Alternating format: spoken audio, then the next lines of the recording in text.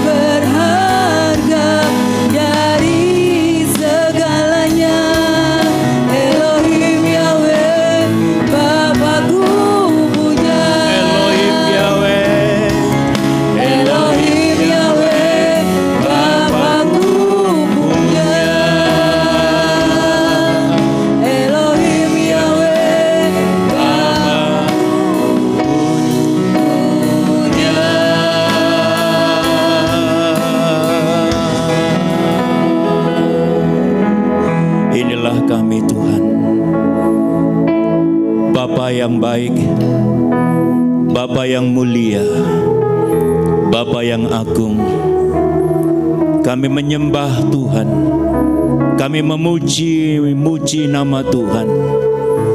Sekarang tiba saatnya kami akan mendengarkan firman-Mu, perkataan-perkataan Tuhan lewat hamba-Mu. Engkau mengurapi hamba-Mu dan kami semua yang ada di tempat ini, supaya firman itu benar-benar tinggal di dalam hati kami, tidak berlalu begitu saja.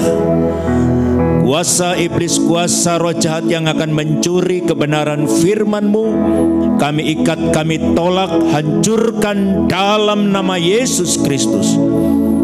Tuhan menguasai tempat ini, Tuhan menguasai hati kami. Berikan kami hati yang baru, roh yang baru. Jauhkan kami dari hati yang keras, dan berikanlah kami hati yang taat untuk dibentuk oleh Tuhan. Kami serahkan sepenuhnya waktu ini kepada Tuhan di dalam pemberitaan firman-Mu. Demi nama Tuhan Yesus Kristus, kami terima kebenaran firman-Mu. Haleluya. Amin. Silakan duduk.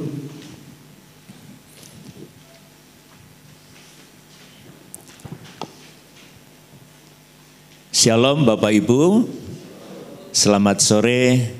Senang sekali saya ada di sini. Terima kasih kepada Bapak Gembala, Bapak Pendeta Thomas yang memberikan kesempatan kepada saya menyampaikan firman Tuhan di tempat ini. Ini pertama kali saya hadir di tempat ini. Kalau Bandar Jaya sudah sering saya lewati, karena dulu saya pernah tinggal di Tulang Bawang 10 tahun. Sebelum akhirnya pindah di sekampung. Saya tinggal di unit 4 Tulang Bawang, sehingga kalau ada urusan ke Bandar Lampung selalu lewat jalan lintas tengah yang begitu padat dan sering macet. Tetapi saya bersyukur sekarang saya sudah tinggal di sekampung dari tahun 2000 sampai sekarang sudah 25 tahun. Sedangkan di Tulang Bawang tahun 90 sampai tahun 2000. Nama saya Hadi Nuranto. Tentu kalau nama Hadi Nuranto itu gampang ditebak. Orang mana ya? Ya, orang Manado. Saya orang Semarang dan istri saya orang Sumatera Utara, Boru Saragi. Kami dipertemukan di Jakarta ketika saya waktu kerja di Jakarta. Dan kami menikah juga di Jakarta tahun 91 dan sudah dikaruniai 4 orang anak. Dan yang terakhir sudah semester akhir kuliah di UKSW. Kami tinggal menunggu akhir dari studinya dan mudah-mudahan nanti tahun depan bulan 2 sudah diwisuda. Puji Tuhan Bapak Ibu, kita akan bersama-sama membuka Alkitab kita di dalam Yosua pasal yang ke-6. Kita akan mulai baca dari ayat 15, 16 dan yang terakhir ayat 20.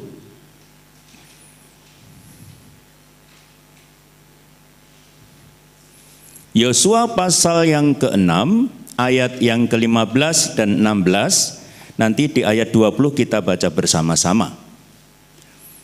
Demikianlah firman Tuhan, tetapi pada hari yang ke-7 mereka bangun pagi-pagi ketika fajar menyingsing dan mengelilingi kota 7 kali dengan cara sama.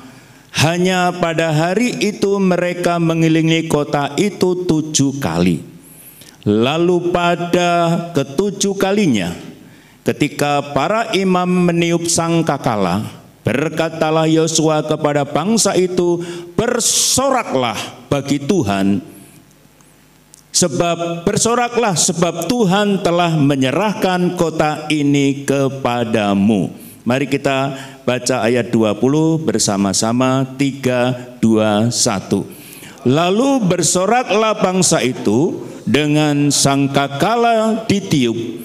Segera sesudah bangsa itu mendengar bunyi sangkakala, Bersoraklah mereka dengan sorak nyaring, maka runtuhlah tembok itu, lalu mereka memanjat masuk ke dalam kota, masing-masing langsung ke depan dan merebut kota itu. Amin. Bapak Ibu, saya akan memberikan judul khotbah pada sore hari ini, jangan menyerah menghadapi tantangan hidup. Kalau saya bicara tentang tantangan hidup, apa yang ada di benak pikiran kita, Bapak Ibu? Apa sih tantangan hidup itu? Masalah, persoalan, penderitaan, sakit penyakit, kesulitan, kekurangan, banyak masalah, tantangan hidup yang kita hadapi. Dan semua manusia pasti menghadapi yang namanya tantangan hidup. Demikian juga bangsa Israel ketika keluar dari tanah Kanaan yang waktu itu dipimpin oleh Musa. Ketika Musa sudah meninggal, Allah menunjuk Yosua untuk membawa bangsa Israel memasuki tanah Kanaan, tanah perjanjian yang dijanjikan Allah. Yosua menghadapi tantangan, karena untuk menuju tanah Kanaan harus melewati kota Yeriko.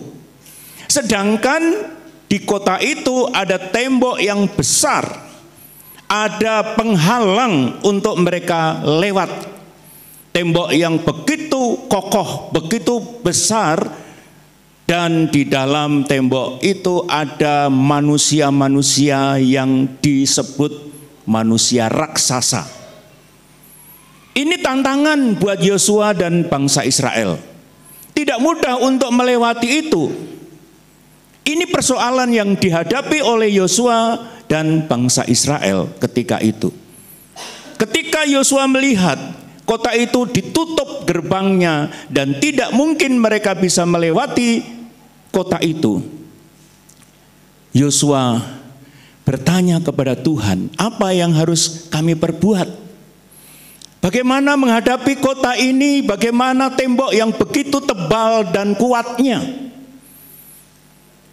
Lalu Tuhan menyuruh Yosua, dan perintah Tuhan itu tidak masuk akal. Menghadapi tembok yang besar, bukan Tuhan memberikan alat-alat yang kuat seperti bulldozer atau mesin yang bisa merobohkan tembok itu.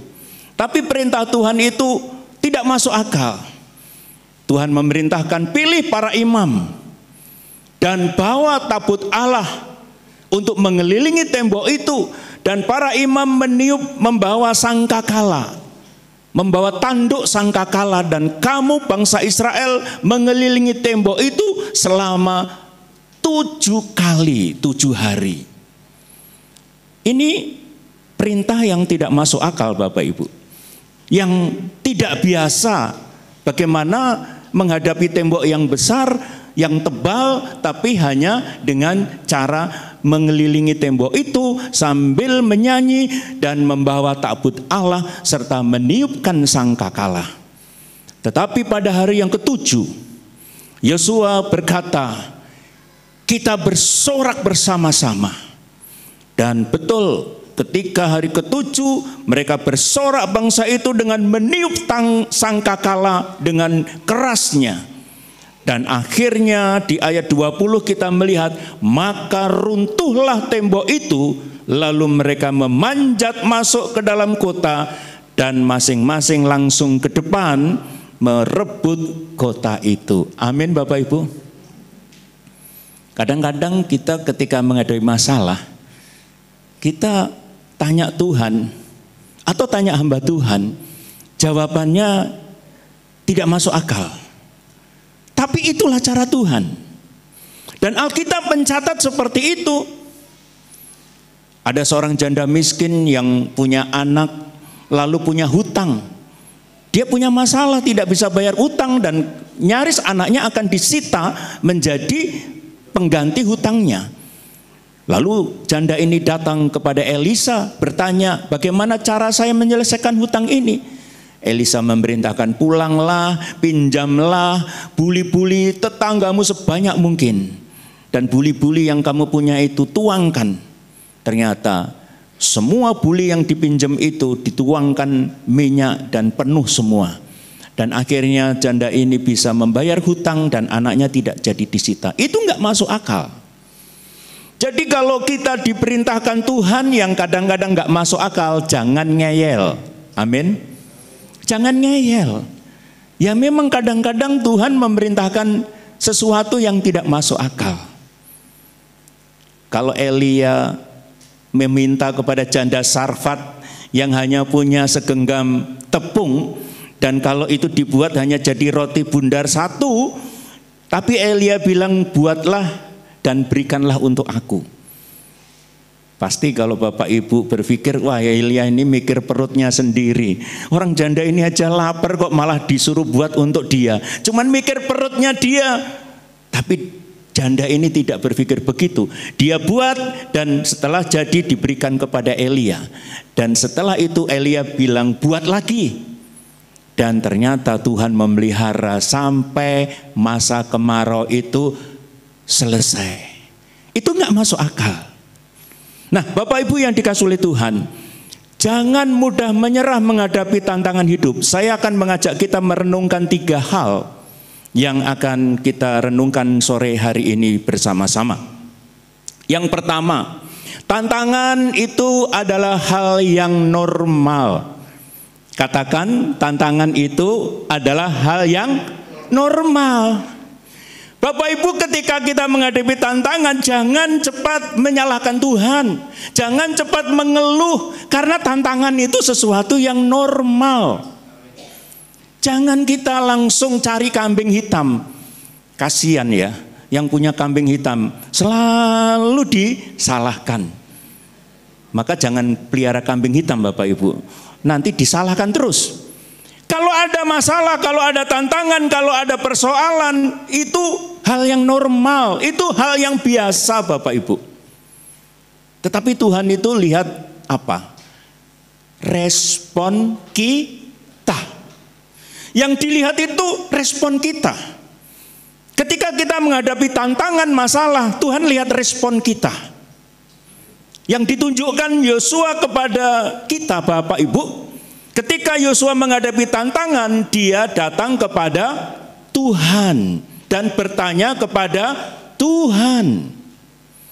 Bapak Ibu, kalau kita menghadapi tantangan, masalah, persoalan, mana yang pertama kali kita cari? Kita cari Tuhan atau kita cari rentenir? Kalau masalahnya soal duit, kalau masalahnya soal sakit penyakit, kita nyari Tuhan berdoa atau nyari dukun? Itu yang menjadi persoalan hidup manusia setiap hari, yang dihadapi manusia setiap hari. Kita itu menghadapi tantangan memang fakta. Tidak bisa kita elakkan, tantangan itu selalu ada. Tetapi Tuhan itu lihat respon kita. Bagaimana ketika kita menghadapi tantangan, masalah yang kita sedang hadapi. Bapak Ibu, persoalan itu tidak pernah selesai. Maka seorang tokoh reformator, Martin Luther, dia berkata, kita tidak bisa melarang burung terbang di atas kepala kita. Tetapi kita bisa melarang kalau burung itu bersarang di atas kepala kita. Amin. Kita nggak bisa melarang masalah itu datang. Tapi yang bisa kita lakukan, nggak usah dipikirin. Nggak usah dipikirin. Nggak usah terus memikirkan masalah. Pikirkanlah pertolongan Tuhan. Amin. Itu yang harus kita pikirkan. Seringkali kita ketika menghadapi masalah, yang kita pikir masalahnya, bukan solusinya. Itu yang seringkali kita pikirkan. Jadi mari kita belajar ketika kita menghadapi masalah, tidak usah mengeluh. Apalagi putus asa, apalagi menyerah. Ketika Yosua menghadapi tembok yang besar, yaitu Yeriko, dia tidak berkata kepada bangsa Israel, yuk kita balik saja. Ini tembok besar, nggak mungkin kita lewati, nggak mungkin kita robohkan. Udah tangeh lamun, impossible. Sudah kita balik saja. Enggak, bukan seperti itu. Tetapi datang kepada Tuhan dan memohon pertolongan Tuhan. Itu cara kita menghadapi masalah. Bapak Ibu, saya melayani Tuhan dan menghadapi jemaat yang juga punya masalah. Mereka sudah menikah selama lebih dari 10 tahun. Istrinya setia melayani sekolah minggu, melayani LCD, melayani singer, setia sekali. Tapi suaminya agak miring-miring begitu. Artinya kelakuannya ya Bapak Ibu ya, bukan jalannya miring-miring gitu. Datang kepada saya, dia bertanya begini, Pak, boleh nggak sih Pak, saya kawin lagi? Ngomong apa kamu ini? Habis saya udah nikah lama nggak punya anak. Saya pengen punya anak Pak. Ya kamu kalau punya anak jangan kawin lagi, adopsi kalau pengen punya anak. Ya tapi nggak marem Pak, kamu ini dinasihati kok malah ngeyel begitu. Saya bilang gitu. Kamu kalau nggak bisa tak tumpang tangan, tak tumpang kaki loh kamu nanti. Saya bilang begitu. Iya, nggak Pak, saya cuma tanya. Ya sudah saya jawab, ya sudah diam, saya bilang gitu. Akhirnya Bapak Ibu, dia sekarang saya nasihati begini, sudah kamu sekarang lebih rajin melayani. Kalau kamu mau diberi yang terbaik oleh Tuhan, kamu harus belajar memberi yang terbaik untuk Tuhan. Akhirnya sekarang rajin melayani, main musik di gereja. Nah, solusi menghadapi masalah itu bukan jalan pintas. Kalau orang Kristen sudah menikah, nggak punya keturunan, lalu mau kawin lagi, itu jalan pintas namanya. Dan itu tidak alkitabiah. Jadi kalau kita mau menyelesaikan masalah, harus sesuai dengan firman Tuhan. Harus sesuai dengan firman Tuhan. Jangan kita buka warung, nggak laris-laris, nggak ada pembeli, lalu tanya kepada temannya yang warungnya laris, warungmu kok bisa laris? Oh iya, aku cari orang pinter. Di mana? Di sana ada orang pinter. Lalu kita ngikut-ngikut begitu. Itu sesuai firman Tuhan tidak? Tidak. Ketika kita membuka warung tidak laris, kita datang kepada Tuhan, berlutut, berdoa, dan berpuasa kalau perlu. Jemaat saya juga, tadi pagi sudah ngobrol dengan Pak Gembala. Rumahnya di Wai Jepara. Dari rumahnya ke gereja itu 1 jam. Bukan 1 kilo Bapak Ibu, 1 jam. Kalau kilometernya ya kurang lebih 30 lebih. Mereka dari Muslim masuk Kristen, dikucilkan keluarga besarnya sampai warisan. Semua anaknya dibagi 5 orang, hanya dia yang nggak dikasih. Anaknya yang lain dikasih tanah setengah hektar. Dia karena Kristen nggak dikasih. Bapaknya juga bilang, kamu jangan berani-berani menyebut Yesus di depanku, katanya begitu. Tapi jemaat saya ini tekun, dia doa puasa rajin. Akhirnya dia buka warung, diberkati Tuhan. Lalu nanam coklat, diberkati Tuhan. Kemarin harga coklat itu sampai 130.000. Diberkati Tuhan. Lalu dia pelihara kambing di belakang rumah. Ada 40 ekor. Diberkati Tuhan. Sekarang merasa orang-orang yang membenci dia itu ngomong gini, dia itu tak benci kok malah tambah kaya ya, bisa beli tanah, bisa beli mobil, kok itu tak benci kok malah tambah diberkati Tuhan.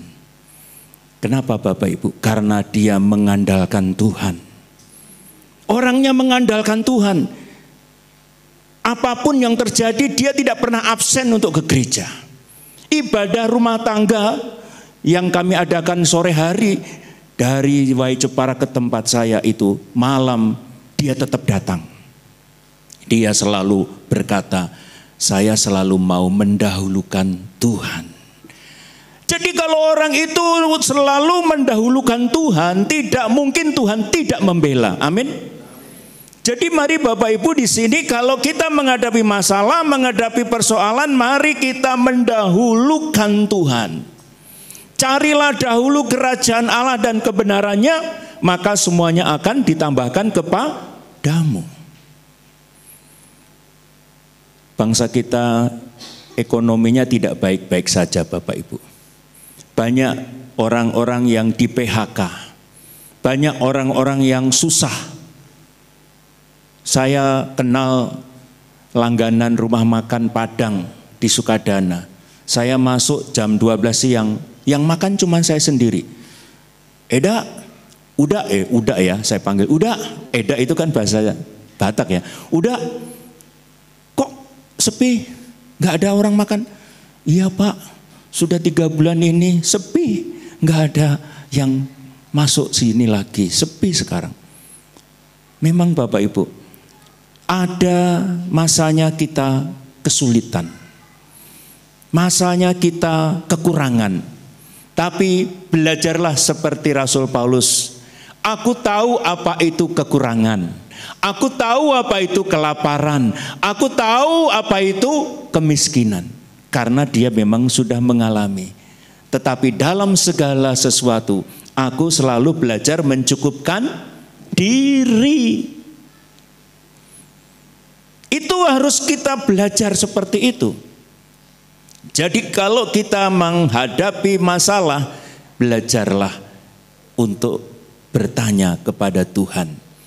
Kalau sudah bertanya kepada Tuhan, tanyalah kepada hamba Tuhan. Saya pernah membaca sebuah kesaksian, ini kesaksian nyata. Ketika ada satu keluarga yang di PHK karena kondisi ekonomi yang tidak baik-baik saja. Keluarga ini anak Tuhan yang bekerja waktu itu di perusahaan dan mendapatkan pesangon yang tidak banyak. Lalu datang kepada hamba Tuhan. Pak Pendeta, saya di PHK Pak. Terus saya mohon doakan saya. Saya nggak tahu mau kerja apa. Susah sekarang cari kerja. Lalu Pak Pendeta itu tanya, kamu bisanya apa? Kalau saya ya bisanya cuman Gojek. Istrimu? Istri saya ditanya jualan apa? Saya bisa bikin roti. Ya sudah, kamu bikin roti. Lalu Pak Pendeta itu berdoa, tumpang tangan, berdoa orang. Lalu ditanya, kamu punya modal berapa? Saya cuman punya 15 juta. Karena saya dapat pesangon gak banyak, sisanya sudah saya buat bayar hutang semua habis, tinggal 15 juta ini. Saya gak mau nanti saya punya hutang. Ya sudah, tumpang tangan, berdoa dengan modal 15 juta itu istrinya jualan roti. Lalu suaminya punya Vespa tua. Roti yang sudah dibuat istrinya dikemas lalu diantar-antar ke warung-warung, dititipkan. Dan saya lihat kesaksian itu. Dalam waktu 5 tahun, dia sudah punya toko roti dan dia sudah bisa beli kendaraan sendiri. Lalu dia buka cabang di mana-mana. Dan sekarang dia menjadi orang sukses. Padahal tadi kerja di perusahaan hanya jadi cleaning service. Tapi sekarang dia sudah jadi bos, sudah punya toko roti dan juga sudah punya cabang di mana-mana dalam waktu 10 tahun. Bapak Ibu, PHK itu masalah, betul? Tetapi ketika kita minta petunjuk Tuhan, minta nasihat hamba Tuhan, ada solusi yang jauh lebih baik. Dengan adanya dia di PHK, dia buka toko roti, sekarang dia berhasil menjadi bos toko roti. Itu harus kita belajar. Ketika menghadapi masalah, kita harus cari Tuhan, datang kepada Tuhan, dan meminta petunjuk melalui hamba Tuhan. Saya tidak tahu Bapak Ibu menghadapi masalah apa, tapi selalu minta petunjuk Tuhan dan minta nasihat kepada Bapak Gembala. Jangan malu, datang dan minta nasihatnya. Nah, yang kedua Bapak Ibu, yang kedua, bahwa masalah yang datang di hadapan kita adalah suatu kesempatan untuk kita melakukan sesuatu yang beda. Amin. Yang beda. Ketika kita menghadapi masalah, kadang-kadang Tuhan itu ingin agar kita menggunakan cara yang beda dalam menyelesaikan masalah itu. Ketika Yosua menghadapi masalah tembok yang tebal di depannya dia tidak cari pahat yang besar atau kayu yang besar lalu didorong, dibenturkan kepada tembok itu. Dia tidak begitu. Dia bertanya kepada Tuhan dan Tuhan memberikan solusi cara yang berbeda dengan yang biasa dipakai oleh manusia. Dengan cara memuji Tuhan, dengan cara mengelilingi tembok Yeriko, dengan meniupkan sangkakala dan menyorakkan, bersorak bagi Tuhan, dan tembok itu roboh. Itu cara yang beda. Nah, mari kita ketika menghadapi masalah ini menjadi kesempatan buat kita untuk melakukan sesuatu dengan cara yang beda. Tidak dengan cara yang dulu. Dengan cara yang beda, saudara. Itu cara Tuhan membawa kita untuk melakukan sesuatu dengan cara yang berbeda, melakukan sesuatu dengan metode yang berbeda. Nah, ini butuh apa? Hikmat. Butuh apa? Kreativitas. Butuh apa? Inovasi. Kalau kita jualan tidak terlalu laku, kita minta hikmat Tuhan. Mungkin harus cara penyajiannya, cara menyajikan, cara membuatnya, semuanya mungkin harus dengan cara yang berbeda. Tidak sama dengan yang dulu. Ini merupakan suatu cara untuk kita membawa kepada level yang tinggi lagi. Masalah yang datang di hadapan kita sebenarnya Tuhan izinkan untuk menjadi batu loncatan untuk kita naik kepada level yang lebih tinggi lagi. Itu cara Tuhan. Kesempatan itu digunakan untuk mendemonstrasikan kuasa Tuhan. Yosua dengan bangsa Israel ketika menghadapi masalah, dia datang kepada Tuhan dan mendapat petunjuk dari Tuhan. Disitulah Tuhan memberikan kuasa untuk mendemonstrasikan kuasa Tuhan melalui Yosua dan bangsa Israel. Nah, itu juga yang harus kita lakukan, saudara. Ketika kita menghadapi masalah, di situ kita harus berdoa dan minta kepada Tuhan untuk mendapatkan kuasa, untuk mendemonstrasikan kuasa Tuhan. Bapak Ibu, ada dua tipe orang yang menghadapi masalah. Satu contoh begini. Ada seorang karyawan pabrik sepatu yang diutus ke Afrika untuk membuka cabang di sana. Dua orang ini diutus untuk mengadakan survei di Afrika. Selama 1 minggu mereka keliling di Afrika untuk mengecek bagaimana nanti ketika pabrik sepatu dibuka di sana. Lalu dua orang ini setelah selesai mengadakan survei, mereka kembali pulang dan menyampaikan laporannya kepada pimpinannya. Dan yang A menyampaikan kepada pimpinan begini, bos, kita nggak mungkin buka toko pabrik sepatu di sana. Bosnya tanya, lu kenapa? Orang Afrika nggak ada yang pakai sepatu, bos. Cekeran. Kita nanti buka toko sepatu atau pabrik sepatu, nanti nggak ada yang beli. Karena orang sana nggak ada yang pakai sepatu. Itu yang A. Lalu yang B, dia menyampaikan laporan. Bos, saya sudah survei di sana nggak ada pabrik sepatu. Jadi kalau kita buka pabrik sepatu, kita akan laris karena nggak ada saingan.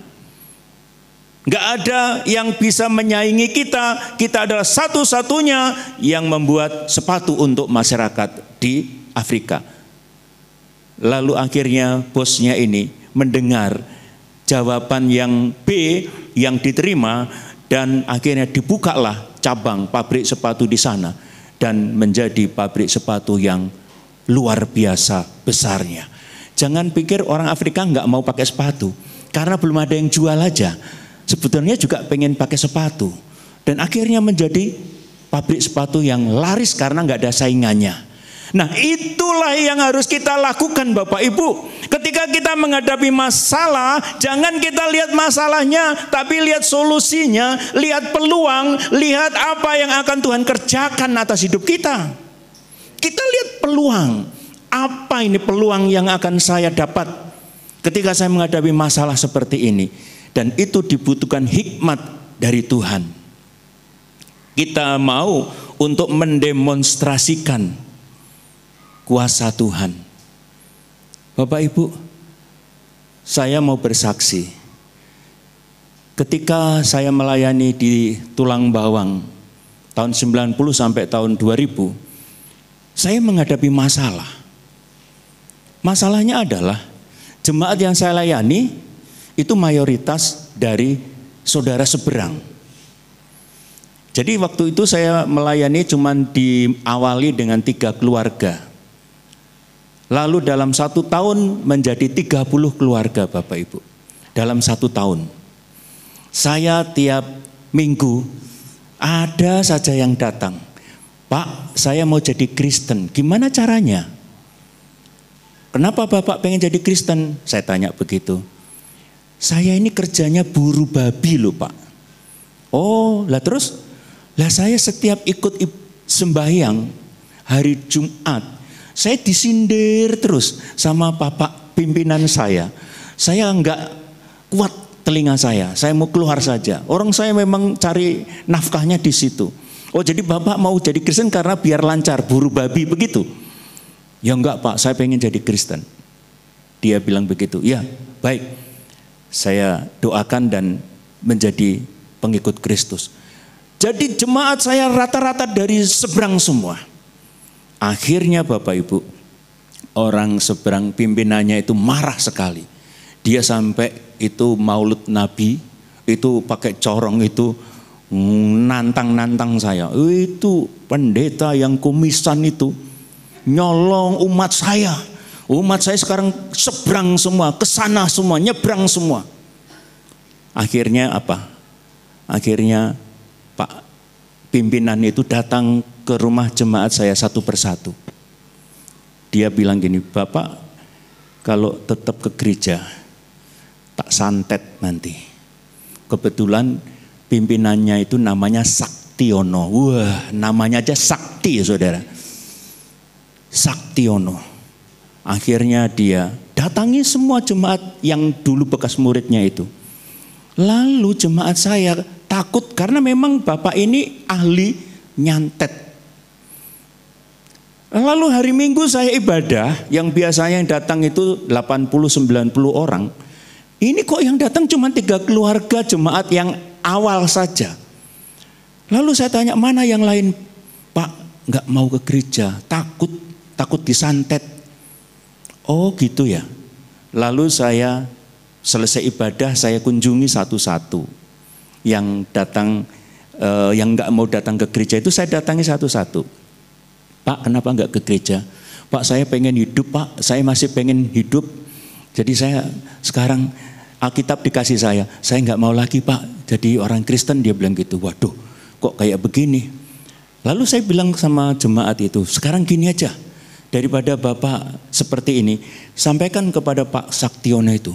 Kalau memang dia hebat, jangan guru lawan murid, itu enggak level. Kalau memang dia hebat, Guru lawan guru, artinya dia yang lawan saya. Saya waktu ngomong begitu saudara, saya belum nikah, saya masih bujang. Saya nikah kan setelah saya tinggal di sana 1 tahun. Jadi setelah saya ngomong gitu, jemaat itu langsung pada datang ke Pak Saktiono. Pak, Bapak itu masa guru lawan murid Pak? Itu enggak level, Bapak itu kalau memang hebat, Bapak harusnya lawan hamba Tuhan itu, Pak pendeta saya yang dulu itu. Wah benar saudara, saya pulang malam itu, sampai di rumah saya tidur jam 11 malam, itu ada suara kayak petasan di atas kamar saya. Duer, kaca itu getar saudara. Wah, saya kan berdua sama anak muda namanya Rianto. Ri, apa ini Ri? Bunyi lagi 5 menit itu, duer gitu. Pak, ini kalau kata orang Pak, ini namanya santet. Oh, tenan toh? Wih, tenanan toh ini. Saya bilang gitu lah. Tadi saya nantang, sekarang ditantang tenanan. Sudah saya berlutut sama anak muda itu. Yuk kita berdoa berlutut. Kita mohon pertolongan Tuhan, kuasa Tuhan, perlindungan Tuhan. Saya bilang kita doa terus. Sampai 6 kali saudara, suara itu keras sekali, duer gitu. 6 kali selesai, nggak bunyi lagi. Pagi-pagi saya cek kaca gereja itu nggak ada yang pecah, utuh. Lalu saya datang ke rumah jemaat yang paling tua, Pak Kadimun namanya. Pak Kadimun, saya tadi malam dengar begini, Bapak dengar nggak? Enggak Pak, tapi suaranya keras banget loh, masuk Bapak nggak dengar? Jemaat saya bilang gini, Pak, kalau suara itu keras berarti mental itu Pak. Mental. Enggak mempan itu. Oh puji Tuhan. Puji Tuhan saya bilang gitu. Pak Saktiono itu dulu kalau ketemu saya itu kayak menerkam saudara. Sorot matanya, wajahnya itu kayak sangar begitu. Terus setelah kejadian itu besoknya 17 Agustus ada lomba bola di depan gereja. Kebetulan depan gereja saya itu ada lapangan bola. Saya datang, nonton, terus Pak Saktiono itu juga nonton. Terus dia mendatangi saya. Dia bilang kepada saya begini, Pak Nur, saya dipanggil Pak Nur di sana. Kulo ajeng ngaku sampean dadi sederek kulo angsal napa mboten? Loh, kok tumben ngomong gitu ya? Lah kok Bapak ngomong gitu? Saya percaya Pak, guru Bapak itu hebat. Saya itu waktu ngirim sesuatu ke Bapak, saya itu sampai mundur 1 meter. Setiap saya kirim mental, saya mundur 1 meter. Saya percaya guru Bapak itu hebat katanya gitu.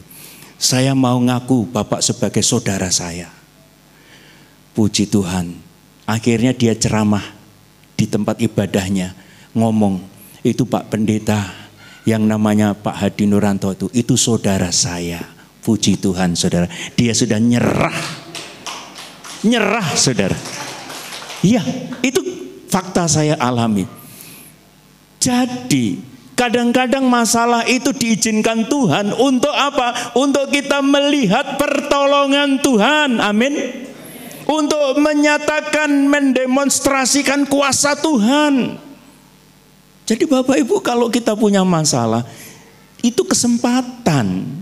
Kita minta kepada Tuhan, Tuhan, aku tahu ini sesuatu yang sulit, ini sesuatu yang tidak mungkin aku bisa kerjakan, tapi Engkau Allah yang luar biasa, Engkau Allah yang dahsyat, aku mau Tuhan kerjakan sesuatu untuk aku, dan aku mau lihat mujizat-Mu masih ada, amin.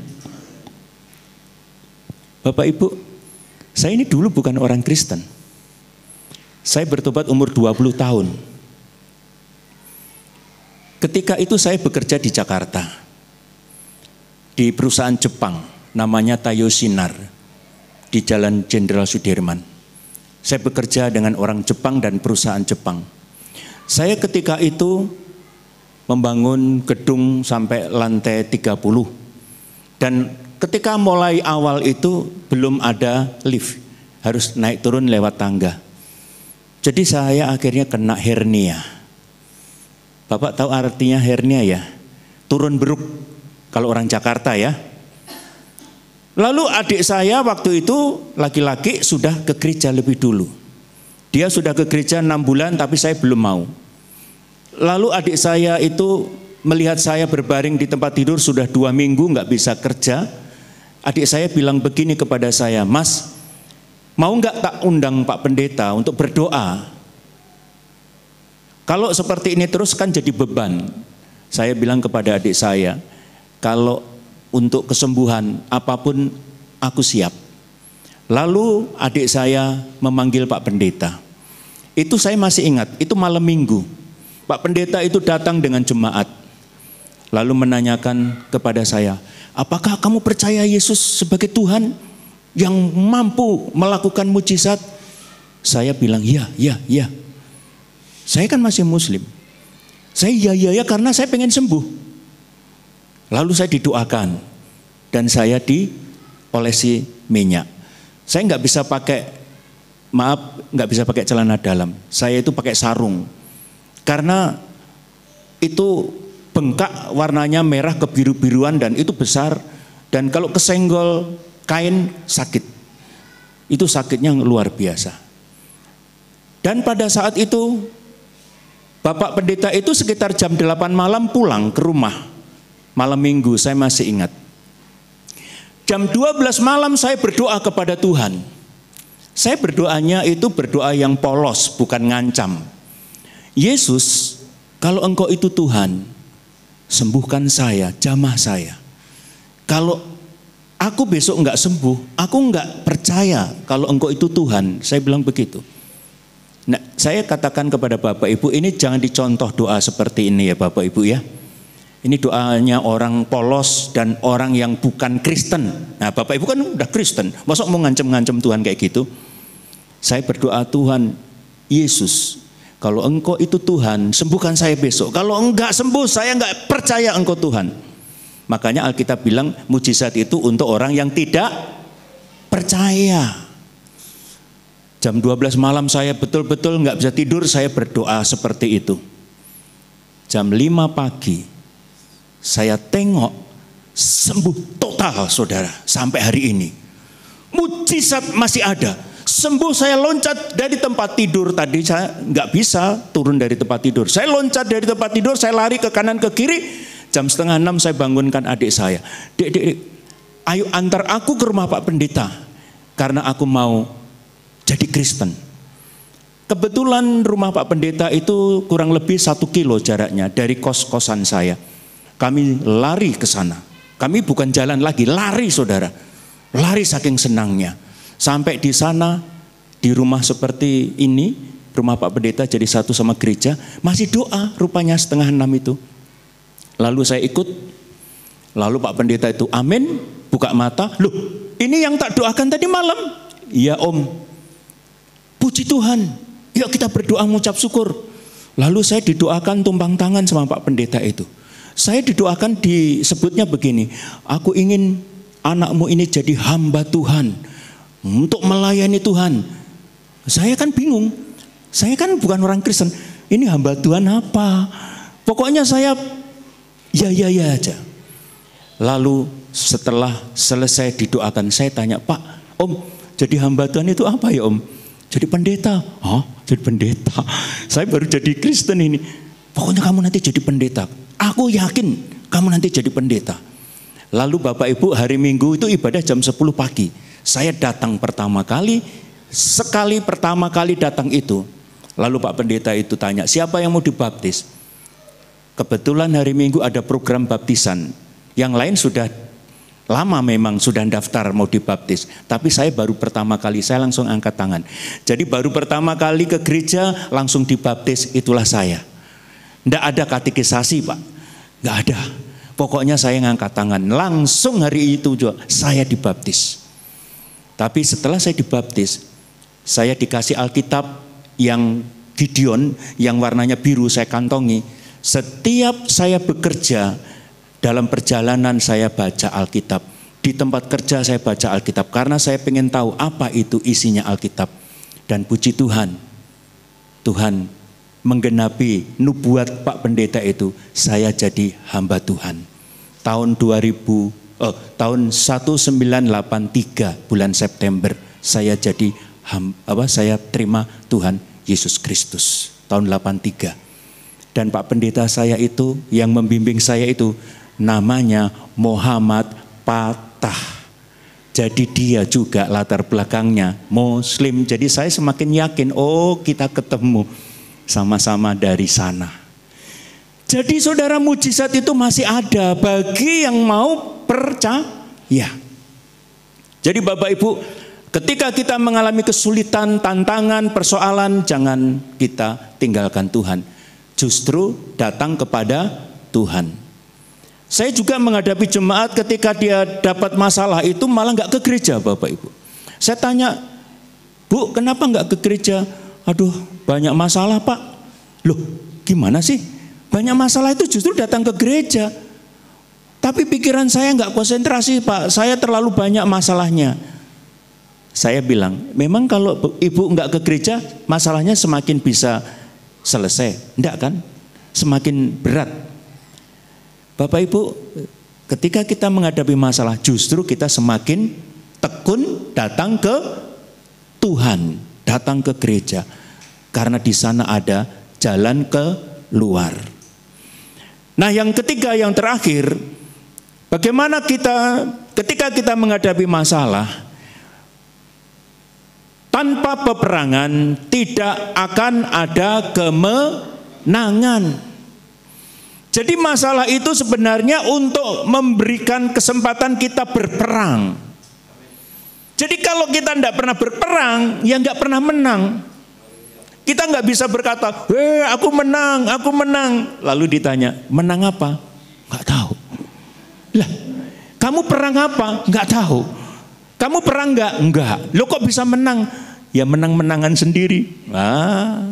Jadi kalau kita mau menjadi pemenang, kita mau disebut pemenang, ya harus perang.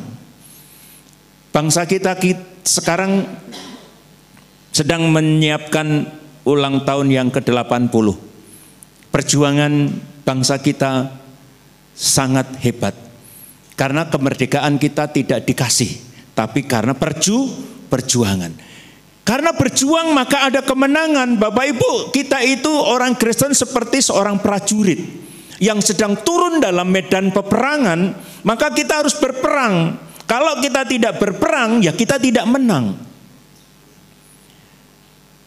Kalau seorang petinju ketika turun di ring tinju, dia hanya bertahan saja.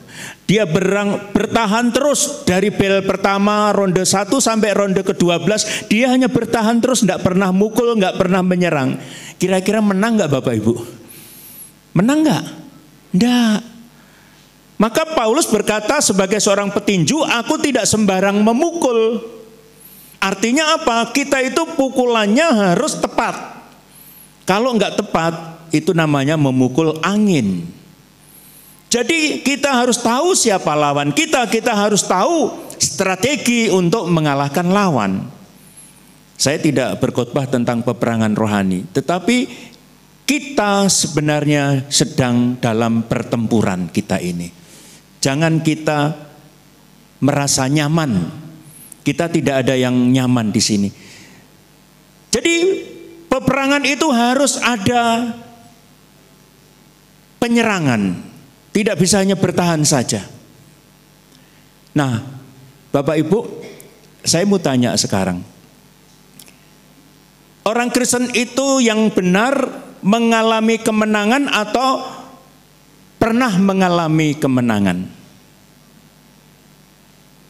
Hidup dalam kemenangan atau pernah mengalami kemenangan? Yang benar mana? Hidup dalam kemenangan. Kalau pernah mengalami kemenangan, mungkin dulu saya pernah mengalami kemenangan 30 tahun yang lalu. Tapi sekarang bagaimana? Sudah KO. Jadi yang benar adalah kita hidup dalam kemenangan. Artinya kita setiap hari mengalami kemenangan demi kemenangan. Sebagai seorang petinju, ketika dia bisa merobohkan lawan sampai KO, dia mengangkat tangan menang, bukan berarti dia sudah selesai. besok sudah ada yang menantang lagi. Jadi harus bertempur lagi, harus melawan lagi. Nah, seperti itulah. Maka Paulus berkata, berdirilah teguh. Ya, sebab ketika engkau sudah menyelesaikan peperangan ini, maka di hadapanmu sudah menanti lawan yang akan melawan. Jadi kita harus mengalami kemenangan, bukan pernah menang, bukan. Saya mau tanya kepada Bapak Ibu di sini. Orang Kristen itu boleh membalas enggak sih? Boleh enggak membalas? Boleh? Boleh loh Pak. Membalas dengan cara yang berbeda. Ya. Memang Alkitab berkata, kalahkanlah kejahatan dengan kebaikan. Nah, membalas kita dengan kebaikan. Jadi ketika orang itu mengalami perlakuan yang tidak manusiawi, kita itu boleh membalas dengan cara yang berbeda. Seperti kejadian di Cidahu, rumah retret yang dihancurkan. Tuan rumahnya mendapatkan bantuan dari gubernur 100 juta. Lalu uang itu dikasihkan orang-orang yang merusak rumahnya. Itu membalas enggak? Membalas. Tapi dengan cara yang beda. Jangan begini. Ketika saya disantet, ketika saya diguna-guna, saya membalas. Mana dukun yang lebih hebat? Aku membalas, cari dukun yang lebih hebat. Bukan seperti itu. Membalasnya dengan cara yang beda. Kita boleh membalas, tapi cara kita beda dengan mereka. Kalau enggak begitu, mereka enggak tahu kita baik. Betul? Saya punya satu kesaksian dari teman yang bercerita. Dia itu tinggal di sebuah perumahan. Di sebelahnya itu orangnya fanatik. Dia orang Kristen.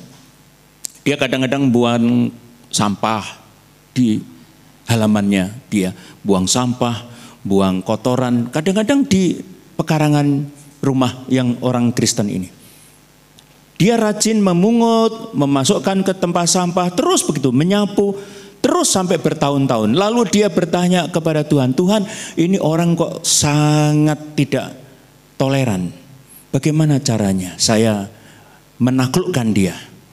Lalu Tuhan kasih hikmat. Ayammu kan banyak. Potong satu ayam. Dimasak opor. Kasih lontong. Diantar saudara. Iya, diantar ke tetangga sebelah. Wah, tetangga sebelah kaget. Acara apa loh? Enggak Pak. Saya kebetulan ayam saya banyak. Jadi saya pengen berbagi. Sekali dia sudah terima, 2 kali, terus 3 kali. Terus dia bilang kepada tetangga yang lain, aku belum pernah loh ketemu orang Kristen yang baik seperti itu. Nah, kan membalas enggak? Membalas dengan cara yang berbeda. Bagaimana orang itu tahu orang Kristen baik? Kalau kita waktu diperlakukan tidak manusiawi, tidak wajar, kita cuman diem. Ya sudahlah, nanti kita selesaikan dalam doa. Lah, nggak bisa hanya diselesaikan dalam doa. Kita berperang, lawan dengan cara yang beda. Siap? Amin? Iya, harus dengan cara yang beda. Saya mau tanya terakhir ini, karena udah mau jam 7 rupanya. Saya kebanyakan ngomong ini ya. Bapak Ibu, kalau di sini ditanya salamnya bagaimana? Apa kabar?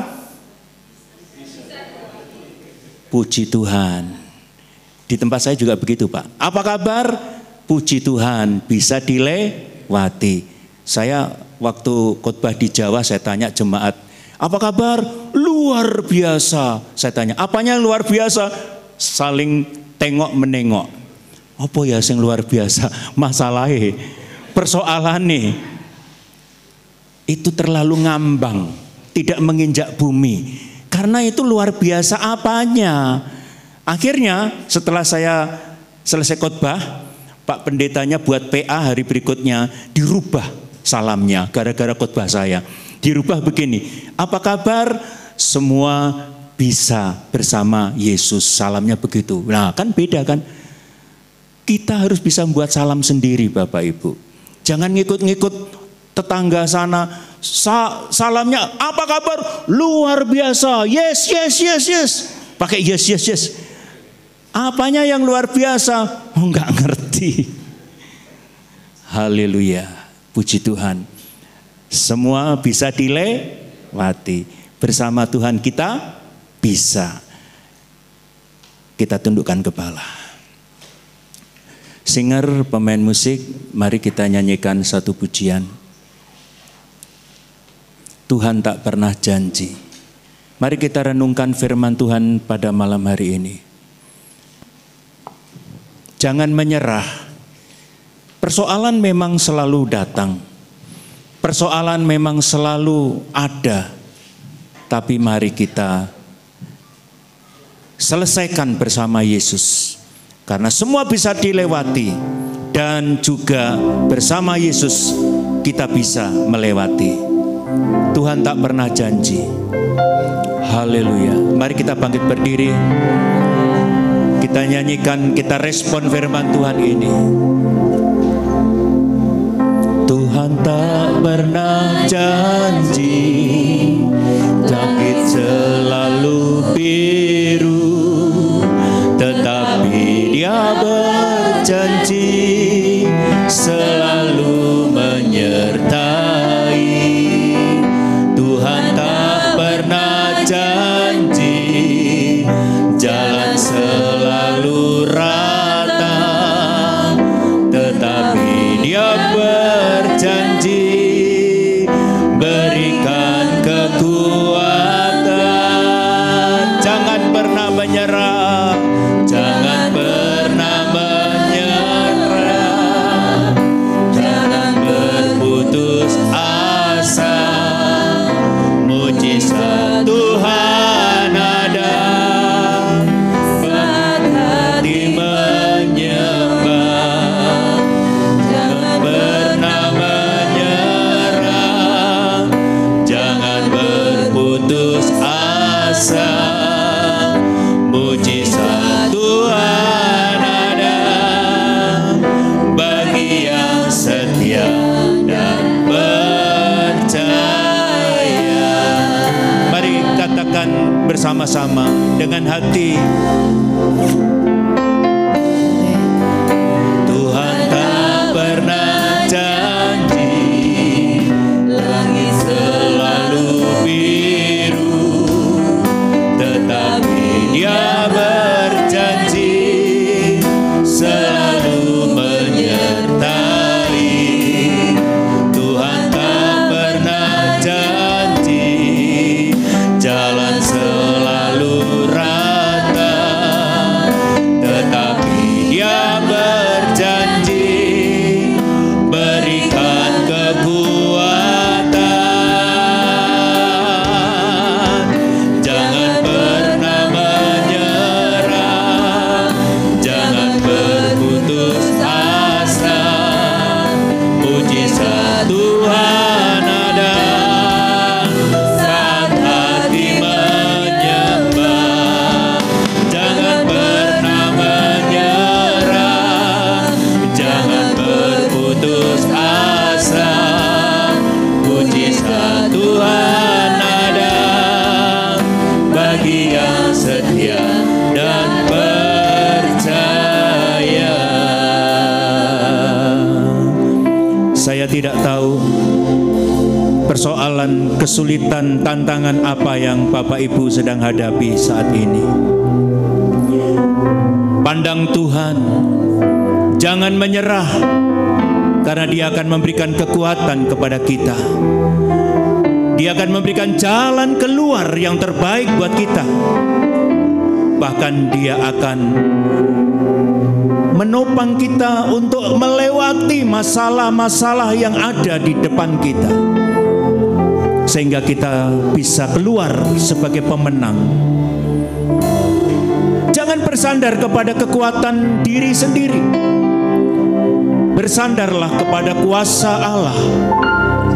Seperti Yosua, dia tidak mengandalkan pasukan bangsa Israel, tetapi dia mengandalkan kuasa Allah.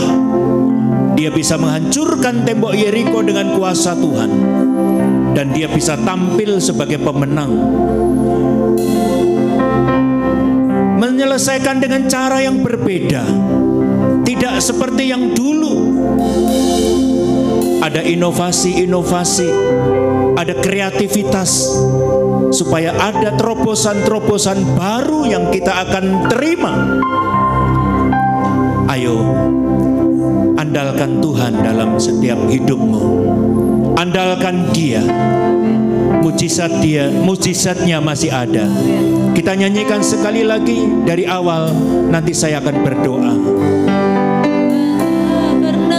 Janji langit selalu biru, tetapi Dia berjanji selalu menyertai. Tuhan tak pernah janji jalan selalu rata, tetapi Dia berjanji berikan kekuatan. Jangan pernah menyerah, jangan pernah menyerah, jangan berputus asa. Mujizat Tuhan ada saat hati menyembah.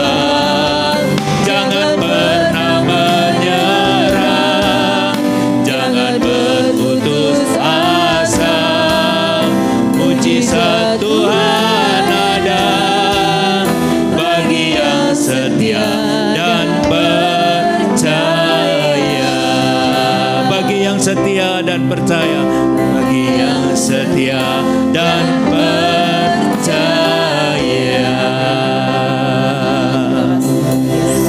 Bapa di sorga, hamba tidak tahu apa masalah, persoalan, tantangan yang sedang dihadapi jemaat-Mu, bahkan hambamu yang ada di tempat ini.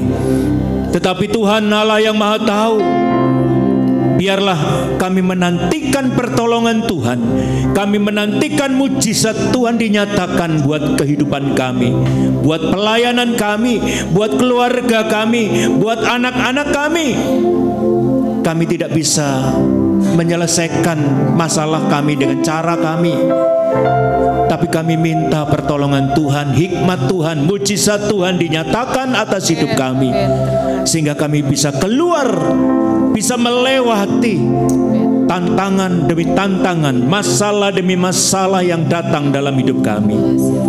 Engkau memberikan kepada kami kemenangan demi kemenangan, sehingga kami hidup dalam kemenangan dari Tuhan.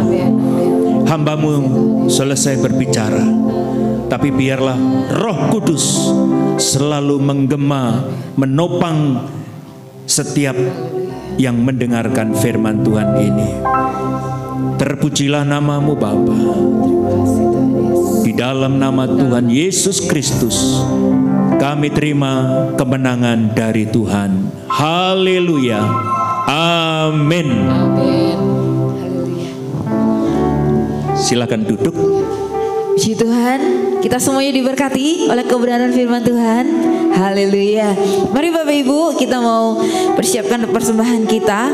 Hari ini persembahan kita ada 2 kali Bapak Ibu. Yang di kantong hitam itu untuk persembahan khusus untuk mendukung pelayanan Jumpa Kaum Wanita GSJA di Bangka, tanggal 18 sampai tanggal 21 Agustus. Jadi yang di kantong hitam itu untuk persembahan khusus. Puji Tuhan, nanti kita mau bawa ke depan persembahannya. Kita persiapkan persembahan kita dan kita mau berdoa. Bapak yang baik, terima kasih buat kebenaran firman-Mu yang kami boleh dengar malam hari ini, boleh menguatkan setiap kami. Dan kalau sebentar kami mau memberi persembahan, berkati setiap persembahan kami yang kami sudah berikan. Tuhan mengembalikan berlipat kali ganda, dan apa yang kami kerjakan dengan tangan kami, Tuhan yang membuatnya berhasil. Kami siap memberi dengan sukacita. Haleluya, amin. Dia tak pernah gagal karena Dia Allah. Amin.